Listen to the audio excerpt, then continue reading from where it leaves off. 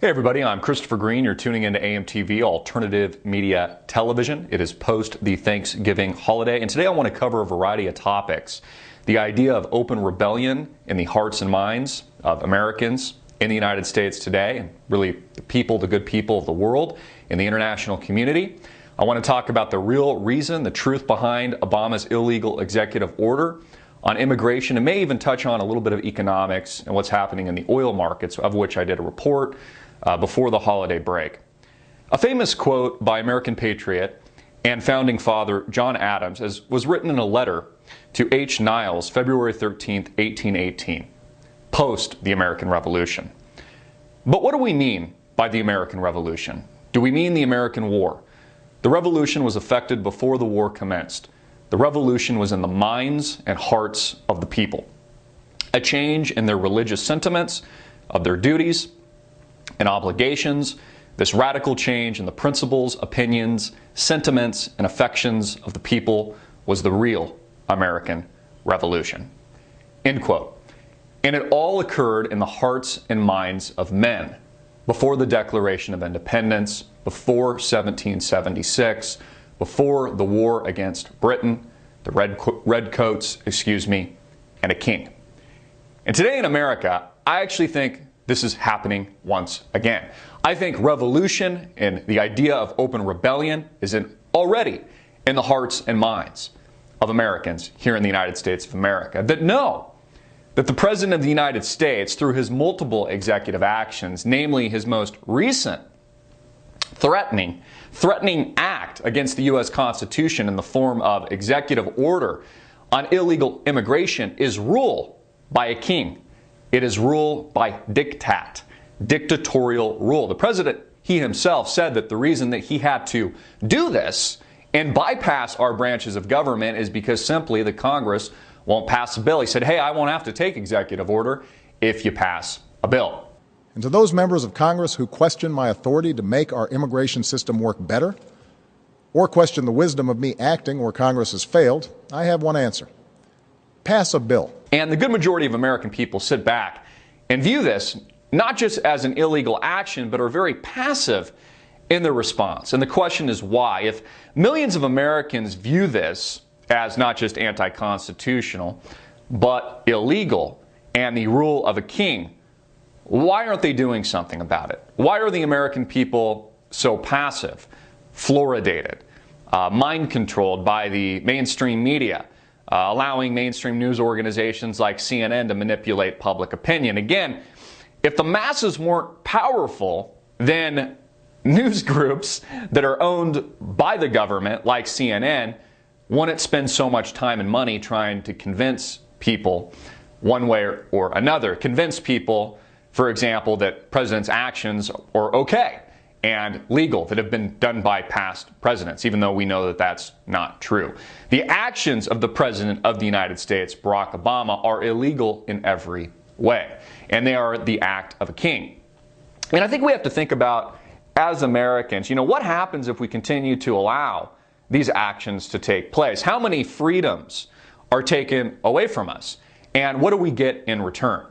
The biggest things that we've seen over the recent years has not only been the gigantic transfer of wealth with the engineered financial collapse in 2008, which just happened to destroy the largest transfer of wealth that everybody knew was coming in the history of the world, was all filtered to the same banks that caused and orchestrated it in the first place, in the form of bailouts, 0% interest rates, stimulus packages, etc., that we're living through today, even negative interest rates. In Europe, we have the gross surveillance state that was leaked to us by whistleblowers like Edward Snowden, illegal search and seizure. What did we get in return for that? What did we get in return for the National Defense Authorization Act, where they can black bag you in the middle of the night without judge, trial, or jury? What are we getting in return for the sacrifice of these freedoms, of the Constitution itself, what has made America what it is today? The reason that we declared open rebellion in the first place and declared war against Great Britain in 1776. When you look at immigration, illegal immigration specifically, it's important to note that it has nothing to do with the Hispanic community at all. Obama has no interest in placating or helping Hispanics. He has no interest in any of that. Illegal immigration reform has everything to do with decimating the conservative base and decimating Democratic opposition. Now, we know, of course, that the two-party system is a fake, really worthless, useless system, that it really doesn't exist in the first place. What we really have is a one party. But the entire agenda of Obama and his cohorts is to decimate any opposing opposition, even if that's Republican and or conservative opposition, if that's Tea Party opposition. It can be any opposition, but the whole idea behind immigration and collecting a new 5 million votes to the Democratic Party has everything to do with these new arrivals being able to vote Democrat, and in effect destroying any opposition to the president's actions, his acts of a king. You know, people, I think, are okay, Obama's constituents and supporters are okay. They seem to be okay, at least, with the actions of a king, as long as it's their king.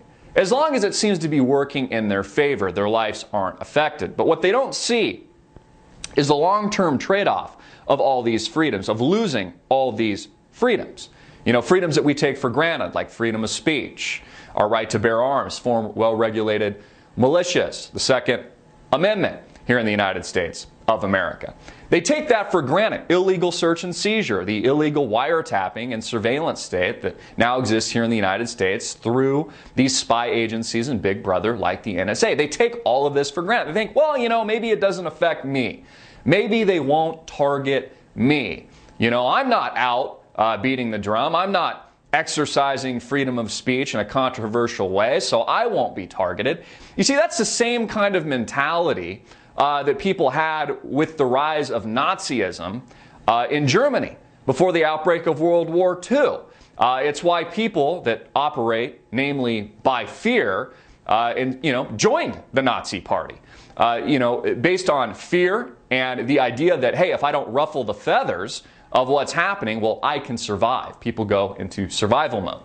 It's exactly what's happening here in the United States of America today. It is a rule by diktat. It is dictatorial tyranny being forced down and rammed down the throats of the American people. Back to the idea of open rebellion, the idea of rebellion being in the hearts and minds of millions of Americans. And I actually think this is taking place now. We see it specifically taking place in what some Americans call fringe groups, but what I would argue are really just the constitutional base in the founding of this great nation.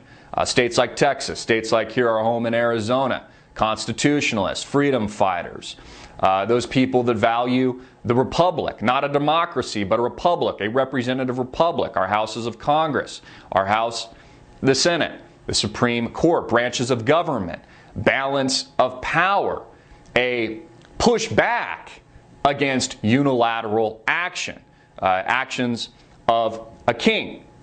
The Tea Party, conservative groups, even the Republican opposition is a threat to dictatorial rule. And it's exactly why the President of the United States, having orchestrated and passed dictatorially immigration, illegal immigration reform, and authorizing up to 5 million new voters, has just given the Democratic base more padding, has destroyed any opposition, destroyed any option of the opposite voice being heard, of constitutional principles being heard by the American public.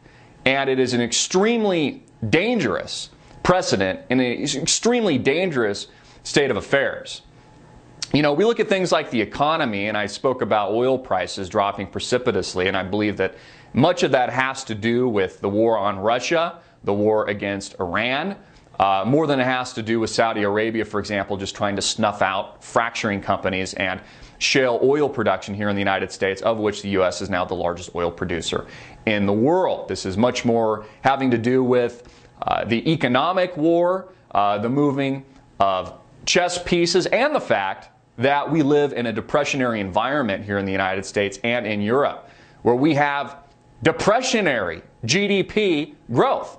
That even with artificial stimulus, negative interest rates, and all of these bailouts and trillions of dollars worth of debt, we still have negative interest rates in Europe. We still have marginal growth here in the United States. A consumer not acting and behaving like they once did, having been decimated by past events like the 2008 rout that stole trillions of dollars from the American people in the form of bailouts and the engineered demise or temporary destruction of banking institutions, which have now been propped up as phony, faulty institutions, soon to go out of business once again.